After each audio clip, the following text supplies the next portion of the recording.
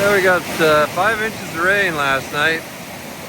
Quit raining about 4 hours ago now, and I think the lake is going to be full.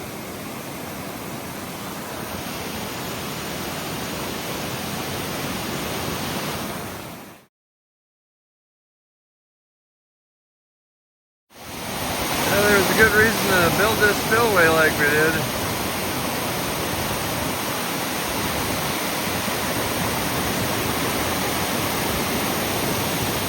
Save the people downstream. Catfish is pond too after 5 inches of rain last night.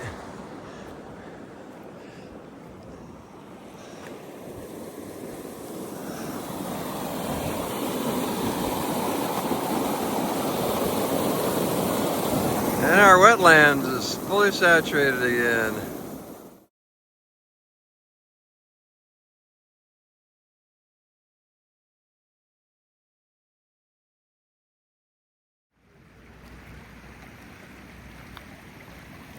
Boy, it breached the dam. Headed out to the beaver dam.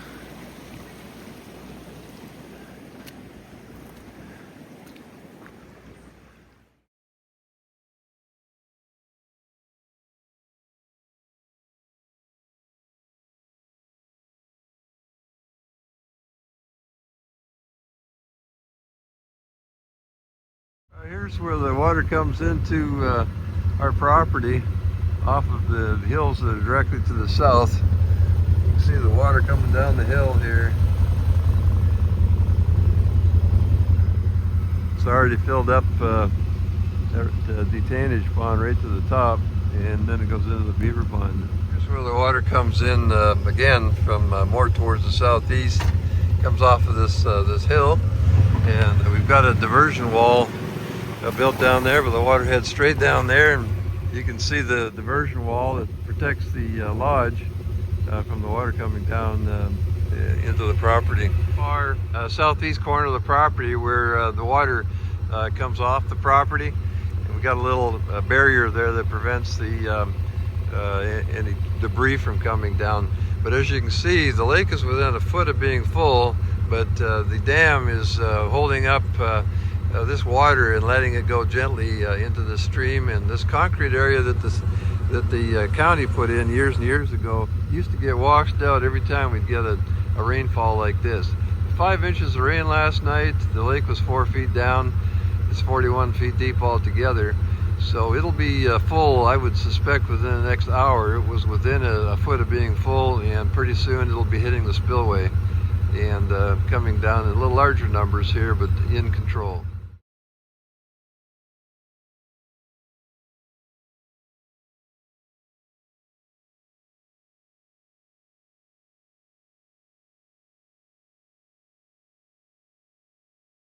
Alright, the rain quit about 4 o'clock this morning, but we got 5 inches. And you can see why we had to build a concrete spillway surface here.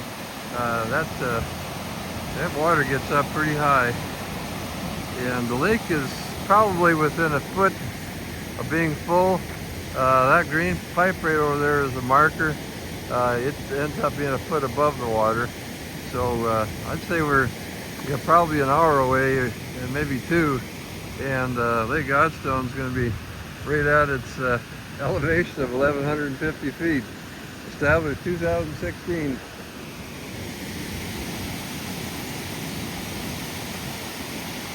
Boat dock down there, the watercraft is back up and running. Let's go down the other end and see how close we are to the spillway. Catfish pond is rescued and full again. Boy, it was pretty close to being absolutely dry in spite of us trying to pump water from the lake back up here to create this beautiful wetlands. The minnows are actually swimming around in the water here, so that's a good sign.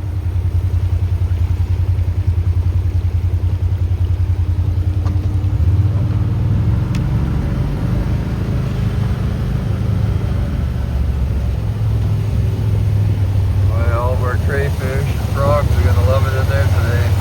This wetlands here was created just to have this amount of water in it, and it's working.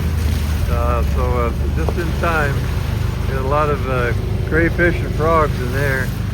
Let's see how this retainage pond up here is doing. Actually, it's a detain-age pond. I always call them retainage, but it's jammed right up. It's plenty full.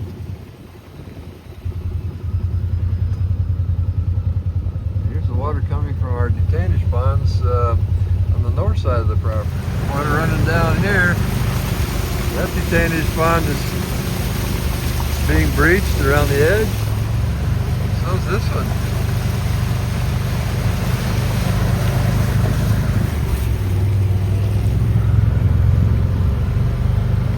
Yeah, this one's full too. Detain-age pond in here for wildlife. Just a little one.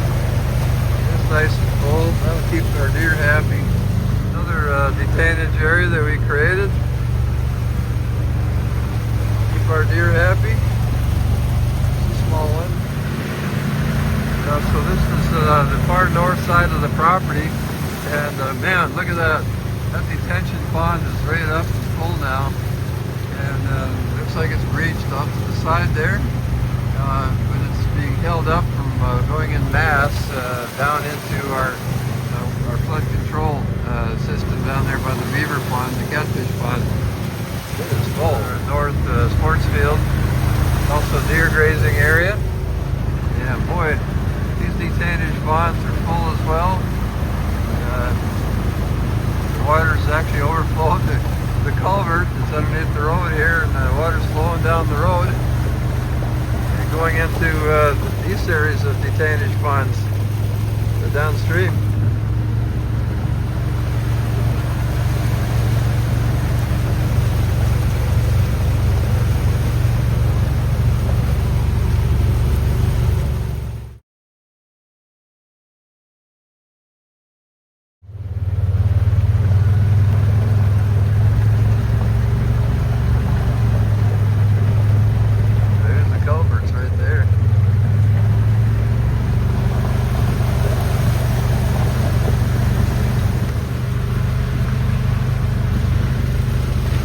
I'd say that watering hole is plenty full. Keep our deer and other environments happy. Out here at our wilderness roost cabin.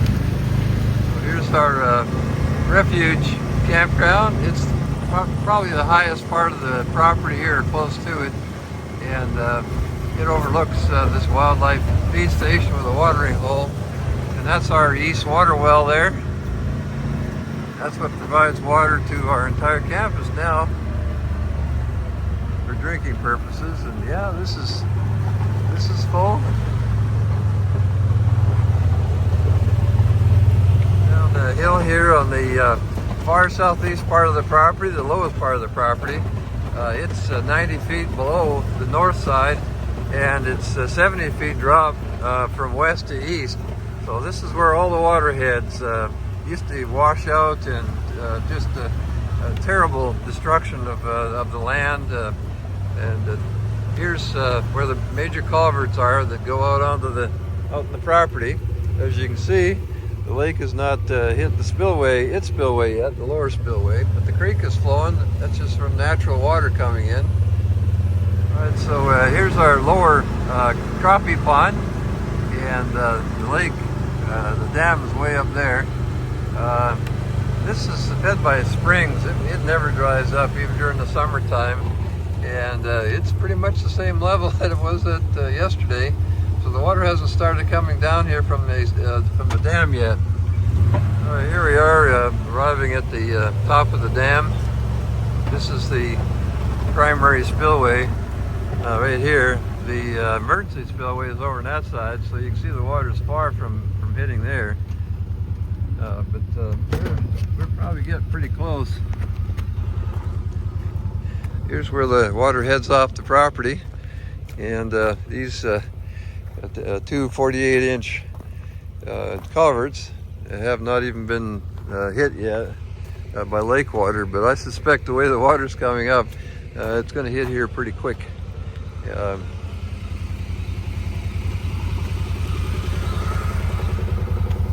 Yeah, we're still, I'd say, a couple feet away before that lake's going to be up here. But once it does, it usually stays there until about June, and a nice gentle creek comes off the property, and it goes through a trickle tube that's over there underneath that emergency spillway, and that carries the water off the property, and we'll go and look at that. The far end of the lake in the upper spillway, and the water's coming in hot and heavy, as you can see, and it's headed down towards the trickle tube, which is here underneath the emergency spillway. The trickle tube is underneath here, and it comes out right here and drains water into this area. It's already collected some rainwater, and then off down there to the crappie pond. You can see how eroded it is once that water starts coming out here, and it, like I say, it does for most of the year. There's a little concrete bridge we built, and that water heads down here and then into the crappie pond through this culvert here.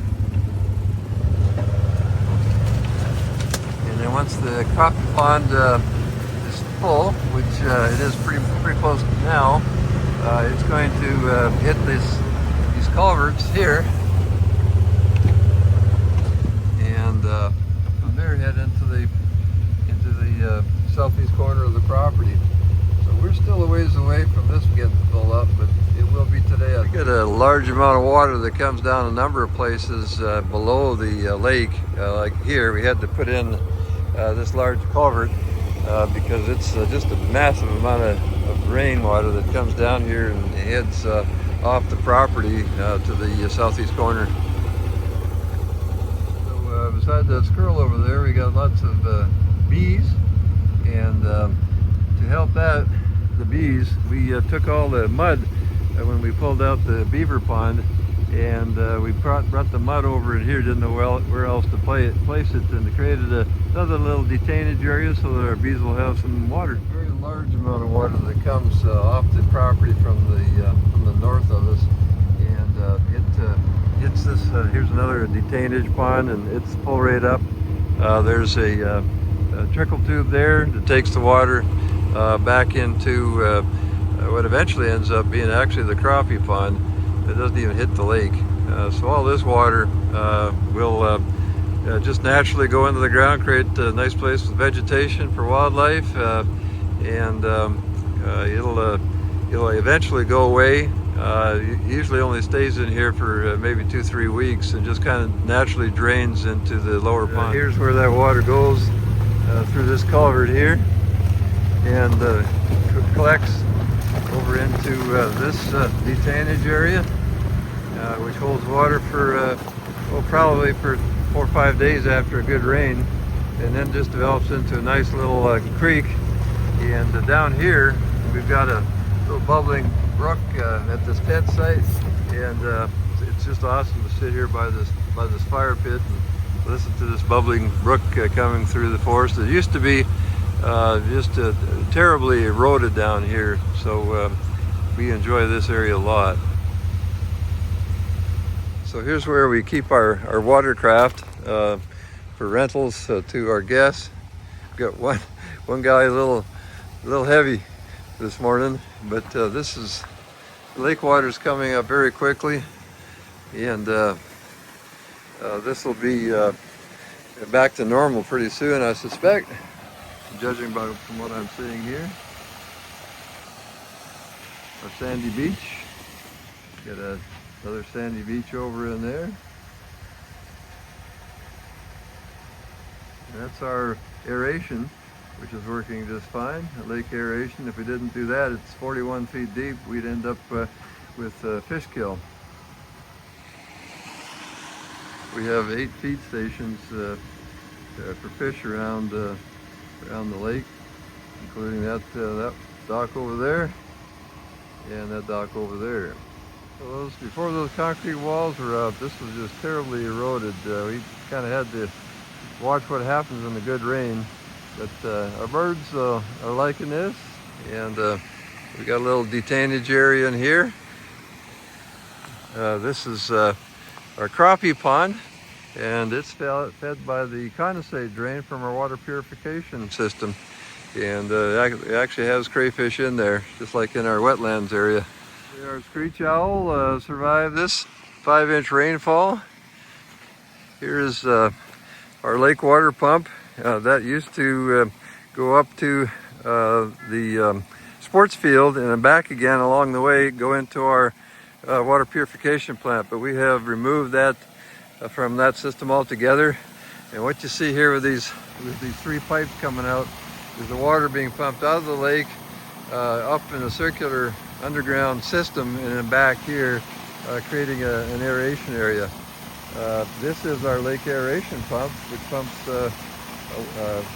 air down 41 feet to the depths of the lake that we showed you earlier. All right, so here we are back at the upper spillway, the concrete spillway, and just judging by that pipe right there, that means the lake is full. When you see that water hit that pipe, it's hitting the trickle tube and going to start coming off the property. So if we get any more rain today, we're really going to have a nice little river going downstream.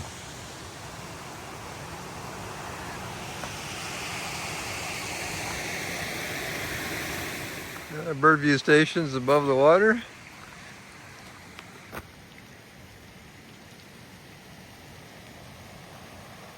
Looks like our minnow pond, our frog pond, made it just fine. It's fed by lake water being pumped into it. That lake water creates a nice little environment. The kids love coming in here and finding tadpoles and minnows and frogs. And looks like this is going to probably continue on over top of our trickle tube for quite some time.